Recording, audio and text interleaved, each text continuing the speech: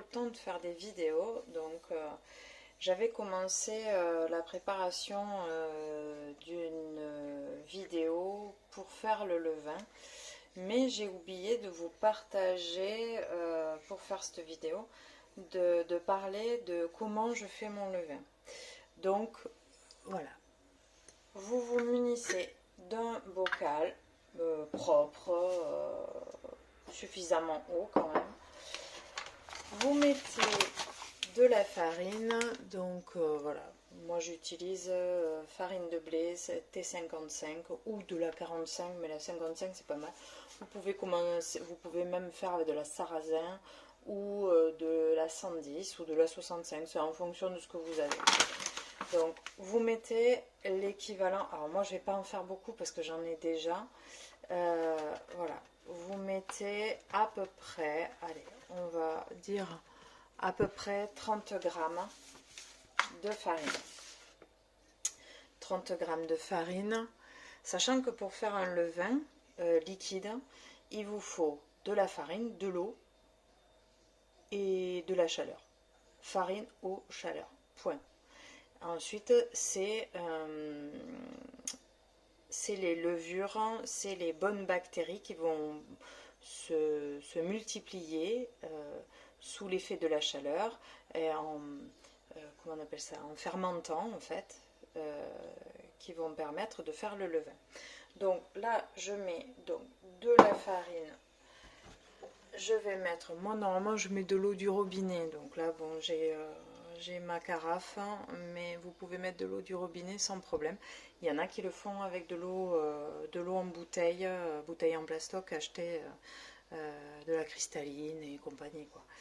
Donc je mets l'équivalent, alors je ne sais pas si vous allez bien voir, hop, je mets à peu près la même dose, vous voyez, j'ai mis la farine et j'ai mis de l'eau de telle façon que ça fasse à peu près la même hauteur, donc 1 cm de farine, 1 cm d'eau, si vous voulez pas peser, ou sinon c'est 30 et 30, mais après vous allez devoir enlever la moitié, une fois que ça a passé 12 heures, vous allez devoir enlever la moitié et rafraîchir. Bon, enfin, là, comme ça, je prends une baguette chinoise, des baguettes chinoises pour manger les trucs, hop, et je touille.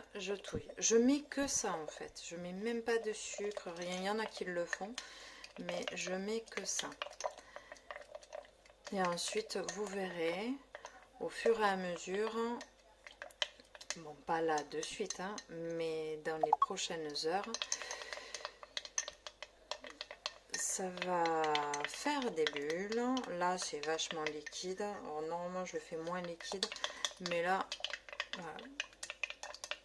Hop, voilà, là, c'est mélangé. Et ça, je vais le laisser au chaud sur ma paillasse. Je vais y mettre un film ou un couvercle dessus posé. Il n'y a pas besoin de le fermer hermétiquement.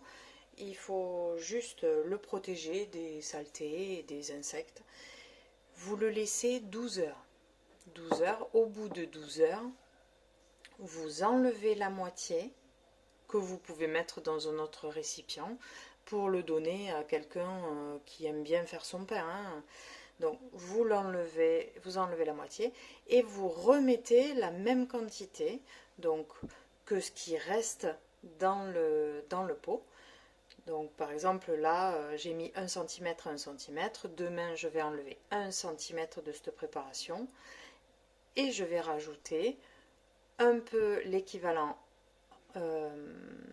du coup en millimètres, 5 mm d'eau et 5 mm de farine. Et je vais remélanger. Donc ça va nous faire encore 2 cm de haut. Ou sinon, si vous ne voulez pas jeter ou si vous ne voulez pas refaire un truc, moi ce que je fais, c'est que je laisse et je double. Donc cette quantité, je mets l'équivalent. Donc je fais 1 cm d'eau et 1 cm de farine. Donc ça me fait quelque chose de plus conséquent quand même. Et ensuite, je laisse reposer encore 12 heures jusqu'à ce qu'il y ait suffisamment de bulles et jusqu'à ce qu'il soit suffisamment fort pour faire du pain. Comptez à peu près une semaine quand même. Vous n'allez pas pouvoir faire du pain demain, ni après-demain. Il faut que votre levain soit fort. S'il est trop jeune et pas assez fort, votre pain ne lèvera pas. Donc voilà, ben, écoutez, je vous montre demain ou je vous montre avec les photos que j'avais déjà prises une autre fois sur un autre tuto. Mais c'est la même chose, hein. Donc voilà.